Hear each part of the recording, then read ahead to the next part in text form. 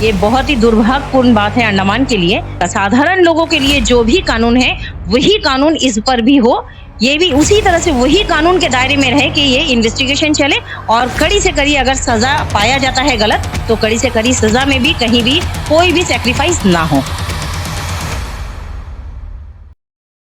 नमस्कार, न्यूज़ आप तक में आपका स्वागत है। मैं हूं जे बॉबी। अभी हमारे साथ में मौजूद है चंपा बनर्जी मैडम, जो कि भारतीय जनता पार्टी के महिला मोर्चा के अध्यक्ष है अंडमान निकोबार के। तो मैम से हम बात करेंगे, चर्चा करेंगे। जैसे कि हमने कल एक वीडियो डाले थे, एक पीड़ित महिला द्वारा एक शिकायत दर्ज किया गया है पुलिस थाना में कि उनके साथ में जो है पूर्व जो मुख्य सचिव थे जितेंद्र नारायण जी, उनके साथ में और 3 लोग मिलकर उनके साथ में बलात्कार किए करके उनका एक शिकायत उन्होंने दर्ज की है। उसके बाद में हमने वो वीडियो को दिखाया। मैं एक 21 वर्ष की गरीब लड़की हूँ। मेरे साथ श्री जितेंद्र नारायण पिछले चीफ सेक्रेटरी और श्री ऋषि लेबर कमीशन में नौकरी देने की लालच देकर मेरे साथ सामूहिक दुष्कर्म किया। मैं इसकी शिकायत 21 अगस्त को दर्ज कराई। मुझे पुलिस प्रोटेक्शन दिया हुआ है, लेकिन अभी तक मेरी एफआईआर की कॉपी नहीं दी गई। जो भी भाई बहन मेरी आवाज़ सुन रहे हैं, कृपया मेरी मदद कीजिए। दुष्कर्म करने वाले लोग बहुत ही प्रभावशाली और शक्तिशाली है। जय हिंद। मैम, सबसे पहले बताइए, जैसे कि एक बड़ा आरोप जो पूर्व यहाँ के मुख्य सचिव थे जितेंद्र नारायण जी और उनके साथ में 3 अन्य लोगों के ऊपर में एक महिला ने रेप का जो है कंप्लेंट दर्ज करा है, अभी तक उस पर कोई कार्रवाई नहीं हुई है। उस पर क्या कहना मैम आप? सबसे पहले तो जो महिला का खबर कुछ दिन से आ रहा था कि वो थाने में शिकायत दर्ज कराई। उसके बाद जो वीडियो कल आपका चैनल के द्वारा आया, तो उसके आने के बाद ही मैंने तुरंत, क्योंकि कुछ दिन से मैं कांटेक्ट करने की कोशिश कर रही थी, नहीं हो पा रहा था। तो सुबह उनके परिवार से मैं जब बात की तो उनसे मिलना था मुझे और उनसे बात भी करना था। तो उनका परिवार का कहना था कि नहीं, पुलिस है, अभी पुलिस प्रोटेक्शन में है वो महिला और किसी से मिलने नहीं दे रहे। और साथ ही में जब कॉन्टैक्ट नंबर भी पूछे तो बोले नहीं, अभी उनका मना किया गया है किसी से बात करने के लिए। तो उसके बाद हमने एसपी ऑफिस में गए थे। एक्चुअली एसपी से कांटेक्ट करने का मैंने कोशिश की थी, तो उनका कहना था कि ये क्राइम ब्रांच देख रहे हैं, तो उनका तो कोई बात नहीं है। उसके बाद दोबारा शाम तक का, क्योंकि जो उनका परिवार का जो विक्टिम है उनका परिवार का कहना था कि ये कल हमने मेल भेजा है डीजीपी को और शायद आज तक का एफआईआर दर्ज हो जाएगा, क्योंकि जो विक्टिम महिला उनका वीडियो में ओपनली बोल रहे हैं कि पुलिस प्रोटेक्शन उनको दिया गया है लेकिन एफआईआर दर्ज अभी तक नहीं हुआ। तो इसीलिए हमने पूछा कि एफआईआर दर्ज नहीं हुआ तो पुलिस आपका घर में क्यों और किसी से मिलने नहीं दिया जा रहा है जो। तो उन्होंने बताया कि हमने मेल भेजा है डीजीपी को और आज ही शायद एफआईआर दर्ज हो जाएगी। तो शाम को अभी थोड़ी देर पहले मैंने दोबारा बात की उनका परिवार से, तो उनका कहना था अभी तक एफआईआर दर्ज नहीं हुआ है, तो शायद उम्मीद है हो जाएगी।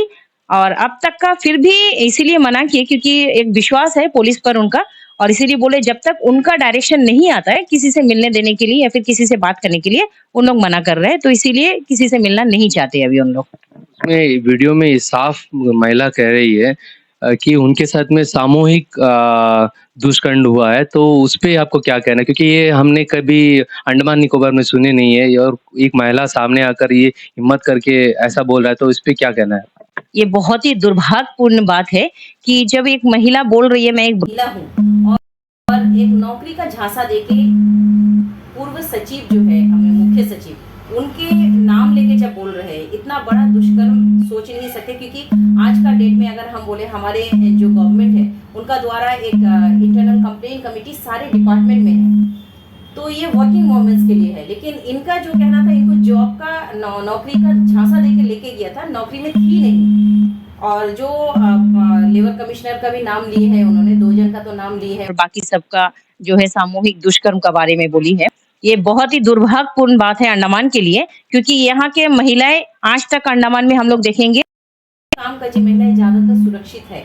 जो बाकी मुख्य भूमि में आप देखेंगे जिस तरह से महिलाओं के लिए बहुत ज्यादा दिक्कतें आती है जो सर्विस सेक्टर में, वो अभी तक अंडमान में नहीं हुआ था। पहला बार ये जब सुनने में आया है, ये आने वाला दिन में महिलाओं के लिए बहुत खतरा का विषय है। इसे बहुत सिंसियरली, और मैं रिक्वेस्ट करूंगी पुलिस डिपार्टमेंट से, इसे बहुत सीरियसली इस मैटर को ले और इसका तहकीकात जो है बहुत ईमानदारी से, किसी भी तरह से किसी का दबाव में या फिर बहुत बड़ा एडमिनिस्ट्रेशन है, कोई पोस्ट में है, ये सच जो सच है, सिर्फ सच का सच, जो जस्टिस उनको मिले।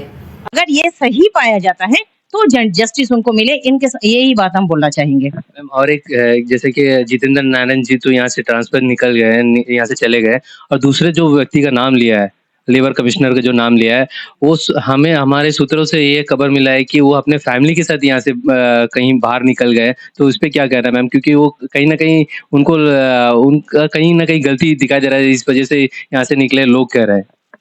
एक्चुअली इस विषय में मुझे भी नहीं पता, लेकिन अगर ऐसा हुआ है तो पुलिस पूरी तरह से जिम्मेदार है। जिम्मेदारी का साथ जो भी हुआ है, मैं अभी तक कोई भी स्टेटमेंट नहीं दे सकती हूँ, क्योंकि जब तक जांच नहीं होगी, क्योंकि अभी तक फैमिली का भी कहना है कि इसमें इन्वेस्टिगेशन चल रहा है, तो जब तक इन्वेस्टिगेशन नहीं चल रहा है मैं किसी को नहीं बोल सकती हूँ। जो भी एडमिनिस्ट्रेशन के जो जिनके पर इल्जाम है वो भी, उनके बारे में भी नहीं मैं बोल सकती हूँ, लेकिन जांच पूरी तरह से सच्चाई के साथ हो। अगर महिला सही पाया जाता है तो इसमें भी पूरी तरह से पुलिस डिपार्टमेंट उसमें जांच पूरी तरह से जांच पड़ताल सही ढंग से करे, इन्वेस्टिगेशन, और कड़ी से कड़ी सजा मिले जो भी गलत होगा इसमें। और अगर जो भी है पुलिस डिपार्टमेंट उसको सही तरीका से ले। मैं डीजीपी से भी रिक्वेस्ट करूंगी जल्द से जल्द।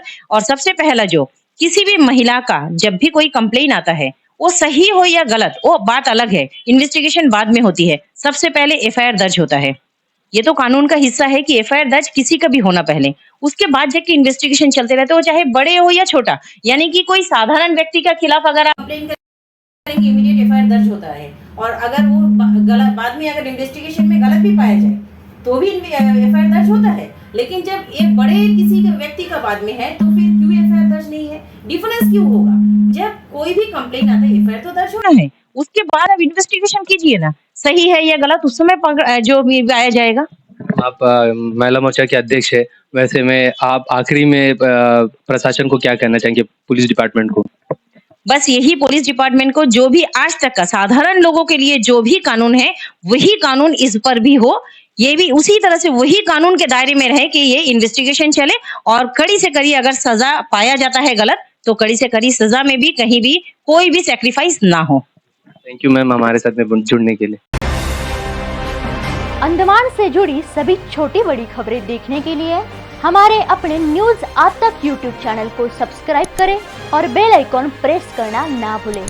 हमारा अपना न्यूज आज तक, अब सच देखेगा अंडमान।